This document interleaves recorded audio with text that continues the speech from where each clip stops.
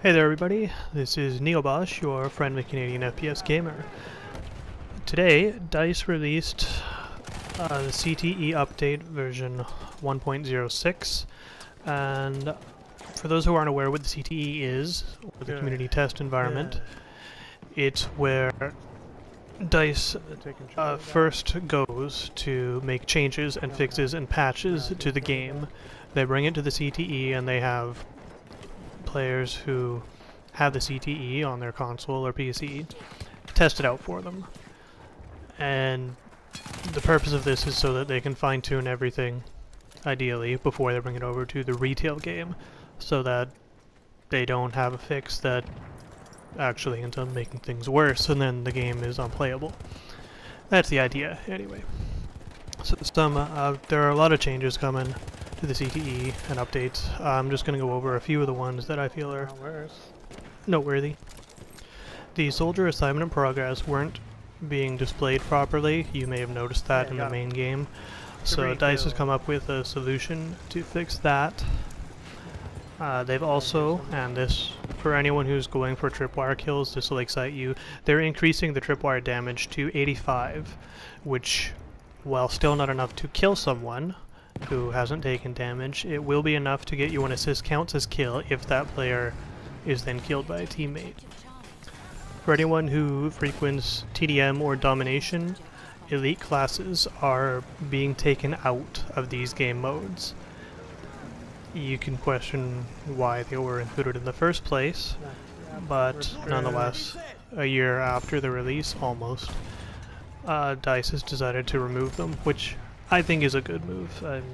Having an elite kit in a game like TDM or Domination, where there's so few players comparatively to something like Conquest, they have a far bigger impact in the smaller games. In Conquest, you know, a full round has 32 aside.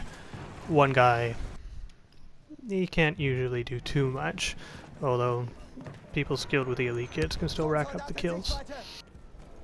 A couple other of the gameplay bugs that they fixed, you may or may not have actually noticed. If you've ever tried to spawn on a friendly plane which goes out of the soldier area, you may have noticed that when he leaves you can't actually spawn in the plane anymore.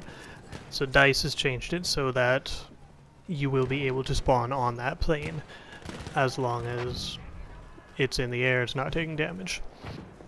There's also been an exploit which I wasn't even aware of until this fix came to my attention.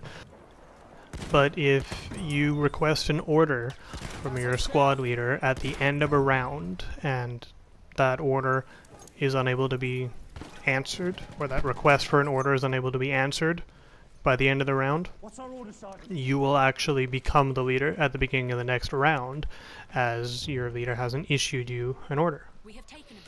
So that will no longer be the case. Along with these fixes, there are some graphical improvements. They've added the option to turn off chromatic aberration, which I don't fully understand myself, but as far as I know, it improves graphic quality by making images sharper instead of blurred around the edges.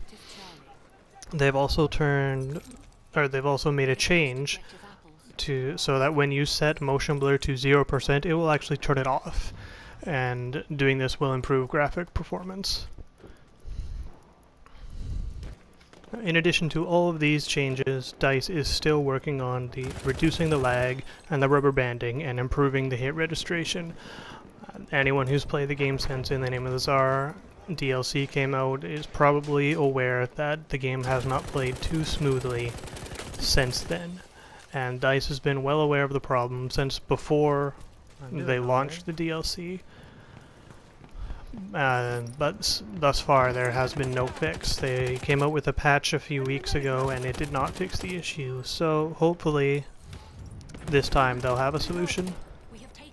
One final noteworthy gameplay fix, the bug where you cannot shoot for a few seconds after throwing a smoke grenade, is being addressed.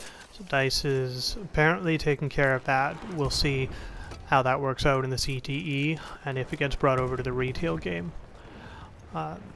DICE is looking for players to join the CTE and to test all these fixes. They say that they need about 500 players to fully stress the system, and I believe this specifically refers to the lag fixes.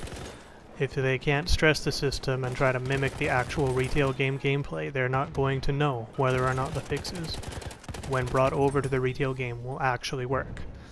So if you have the CTE, get on in there, help DICE out, you're helping yourself out in the end.